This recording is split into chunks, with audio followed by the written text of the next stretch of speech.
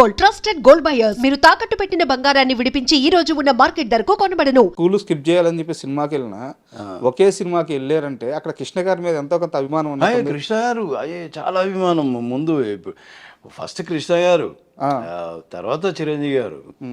First Krishna గారు ఏ cinema వచ్చినా కూడా నేను అంటే మా ఇంట్లో వాళ్ళతో రిక్వెస్ట్ చేస్తుండే తీసుకెళ్ళండి అని. కొద్దిగా మనం వెళ్ళే టైంకి వచ్చినప్పుడు ఆయన రిలీజ్ రోజే వెళ్ళిపోయేటోళ్ళము.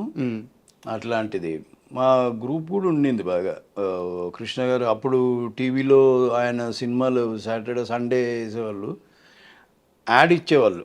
మేము ఒక ఇంట్లో అప్పుడు టీవీ లేదు మా ఇంట్లో, వాళ్ళ ఇంట్లో చూడడానికి వెళ్ళినప్పుడు యాడ్ ఇచ్చేటోడు. అంటే రేపు ఈ సినిమా వస్తుంది కృష్ణ గారిది అనగానే వా మావాడు ఏం చేసేటోడు, వాళ్ళ ఇంట్లో గన్నేడు చెట్టు ఉంటే ఆ పూలని బీకి ఇసిరేసేటోడు. అట్లా ఆ క్రేజ్ ఉండే మా గ్యాంగ్లో అప్పుడులో తిరిగిన గ్యాంగ్. అంటే మీరు ఆ పీరియడ్ చూసిన వ్యక్తి కాబట్టి నాకు ఒక డౌట్ ఉంది, అడుగుతాను. అప్పట్లో ఎన్టీఆర్ గారి ఫ్యాన్స్ చాలా ఎక్కువ మంది ఉండేవారు, కృష్ణ గారి ఫ్యాన్స్ ఎక్కువ మంది ఉండేవారు. బట్ కృష్ణ గారు ఎంత మొండివారో ఒక విషయం అనుకుంటే ఎట్ట జరగాలో కృష్ణ గారి ఫ్యాన్స్ కూడా అంతే మొండివాళ్ళు అంటే నిజమేనా? అంటే మా హీరో సినిమాకి అసలు ఏం తగ్గేదే లేదన్నట్టు సెలబ్రేషన్స్ కానీ మనము ఫ్యాన్స్ అనేది కృష్ణ గారికి విపరీతంగా ఉండేవాళ్ళు. మాస్ ఆడియన్స్ చాలా ఆయనకి అప్పట్లో బాగా. అది అంటే నేను విన్నది. తర్వాత ఆయన సినిమాలు చూడడం మనకు అంటే ఏదో నచ్చుతుంది, ఆయన నచ్చుతాడు. సో అలా అది ఉండేదిలేండి. అంటే ఇప్పుడు ఈ సినిమా రిలీజ్ అయినప్పుడు ఆ సినిమా ఆపోజిట్లో వీళ్ళు పాలు పోసినని, వాళ్ళు పాలు పోయి వీళ్ళు ఇంత లాభదండ తీసుకొచ్చినని, అట్లాంటివి జరిగేటి. గొడవలేం పెద్ద కాకపోతే కానీ ఏదో ఇంకా వీళ్ళు తిట్టుకుంటారు కదా. ఆ కృష్ణ గారిని అంటే వీళ్ళు తట్టుకోలేరు, ఆయనంటే వీళ్ళు తట్టుకోలేరు అట్లా. అండ్ సినిమాలు మీ కెరీర్ కాస్త పక్కన పెడితే శేఖర్ అనే ఒక వ్యక్తిలో ఇండియా పట్ల, దేశం పట్ల ఒక రకమైన బాధ్యత ఉండేది. చిన్నప్పుడు తెలియకుండానే మీరు ఫస్ట్ పోలీస్ అవ్వాలనుకున్నారు, లేకపోతే ఆర్మీలోకి వెళ్ళి ఒక ఫామ్ ఫిల్ చేసి ఆర్మీలో జాయిన్ అవ్వాలని చెప్పి అనుకున్నారు. అంటే కెరీర్లో ఎటు పోవాలో తెలియని ఒక సంధికాలం అది. అలాంటి టైంలో మీ ఆలోచనలన్నీ దేశానికి ఏమైనా సర్వీస్ చేయాలన్న వైపే వెళ్ళాయి. మీరు అది గమనించారా?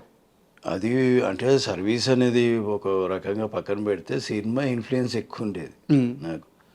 ఇప్పుడు జాకీ చాన్ సినిమా చూస్తారే కరాటే మార్షల్ ఆర్ట్స్ నేర్చుకుందామని, లేదంటే ఇప్పుడు అంకుశల్ నాయుడు సినిమా చూస్తే పోలీస్ ఆఫీసర్ అవుదామని, ఏదో మిలిటరీ అలాంటి సినిమా చూసినప్పుడు అలా అవుదామని, ఇలాంటి ఫ్లక్చుయేషన్స్ ఉంటాయి. అట్లా ఉండేది నాకు. సినిమా ఇన్ఫ్లుయెన్స్ బేసిక్గా ఎక్కువ నాకు అలా ఉండేది. కానీ అంటే చిన్నప్పటి నుంచి ఒక ఇది మాత్రం ఉండేది, ఏదైనా అక్కడ అన్యాయం అనుకుంటే ఏదో అంటే ఫ్రస్ట్రేషను ఇది మేబీ మనము ఒకటి రెండు సార్లు మాట్లాడవచ్చు, ఒక్కొక్కసారి ఎందుకులే మనకు గొడవలని అట్లాంటివి కొన్ని ఉన్నాయి.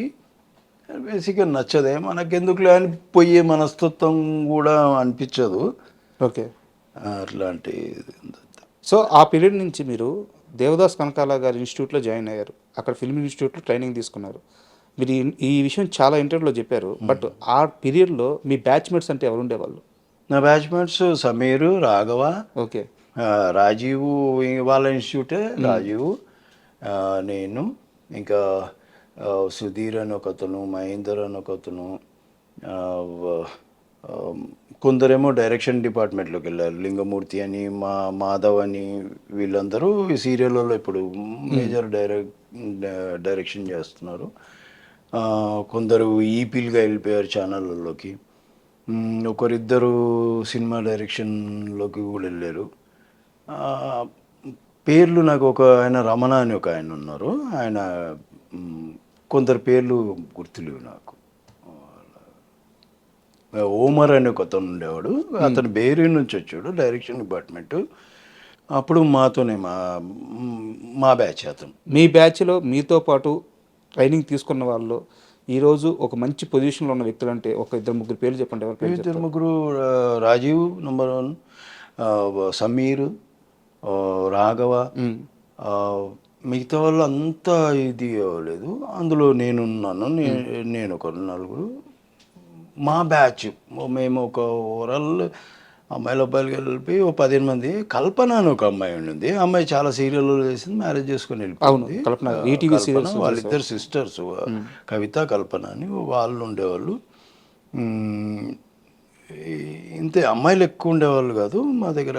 ఇంకా బాయ్స్లో వీళ్ళు ఎక్కువ, కొందరు డైరెక్షన్ డిపార్ట్మెంట్. ఇన్స్టిట్యూట్లో ఉన్నప్పుడు ఒక వ్యక్తి ఒకరోజు అలా వచ్చి ఇన్స్టిట్యూట్కి వచ్చి వెళ్ళిపోయాడు. ఆయన వెళ్ళిపోయిన తర్వాత మీకు ఒక కాల్ వచ్చింది రాజీవ్ కనకాల గారి నుంచి.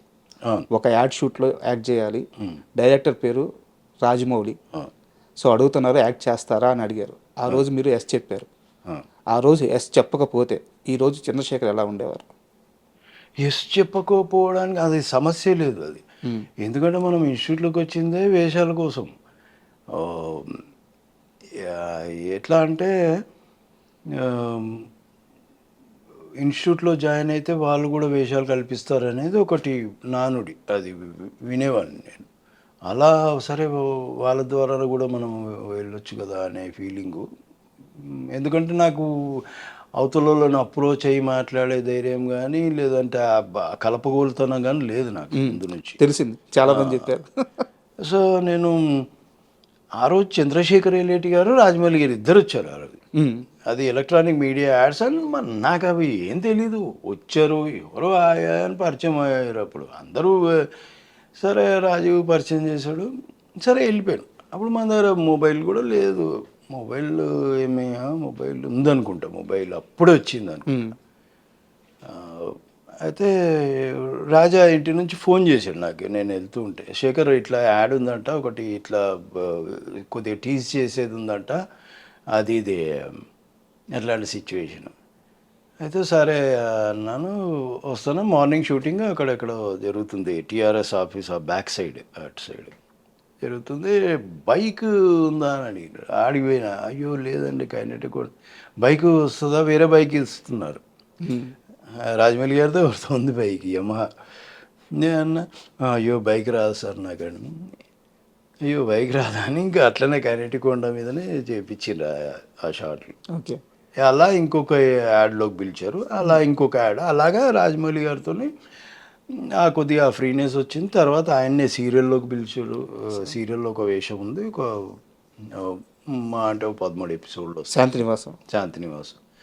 అయితే 13 ఎపిసోడ్లు వస్తుందంటే, అయ్యో చేస్తావంటే, అయ్యో ఏం సార్ చేయడానికి తప్పకుండా చేస్తా సార్ అది అని అట్లా వెళ్ళిపోయినా. ఇంకా ఆయన 150 ఎపిసోడ్ల దాకా దాన్ని లాగినరు. ఎప్పుడో అన్నారు, అయ్యో అంటే ఆయనకి ఇష్టం లేదు బేసిక్గా నా క్యారెక్టర్ తొందరగా కిల్ చేయడం. ఓకే, సో అందుకని లాగాడు. నాకు కూడా కొద్దిగా డబ్బులు కూడా వస్తాయి అనే ఫీలింగ్ ఆయన.